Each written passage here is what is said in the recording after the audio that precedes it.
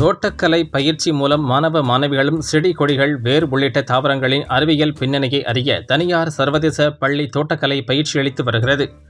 அடையாறு துணை ஆணையர் துவக்கி வைத்தார். சென்னை ஒய்எம்ஆர் சாலை ஒக்கியம் துறைப்பாக்கத்தில் உள்ள தனியார் சர்வதேச பள்ளியில் தோட்டக்கலை பாடத்திட்ட பயிற்சி மற்றும் அறிவியல் கண்காட்சி நடைபெற்றது. இதில் சிறப்பு விருந்தினராக கலந்து கொண்ட அடையாறு துணை ஆணையர் மகேந்திரன் ரிப்பன் வெட்டி துவக்கி வைத்தார். இப்பள்ளியில் 1ஆம் வகுப்பு மாணவர்கள் முதல் 10ஆம் வகுப்பு வரை படிக்கும் மாணவர்களுக்கு தோட்டக்கலை பாடத்திட்டம் மூலம் அவர்களுக்கு 90% செயல்முறை பயிற்சிகள் வழங்கப்படுகிறது. மேலும் தோட்டக்கலை பயிற்சியின் மூலம் தாவரங்கள் வளர்ச்சியின் பின்னணியில் உள்ள அறிவியல் குழந்தைகளும் அறுவடை செய்து சந்தையில் விற்பனை செய்ய கற்றுக்கொள்வார்கள். ஒவ்வொரு வகுப்பு மாணவர்களும் தோட்டக்கலையின் பல்வேறு அம்சங்களை பற்றி அறிய வாரம் ஒரு வகுப்பு நடத்தப்படுகிறது.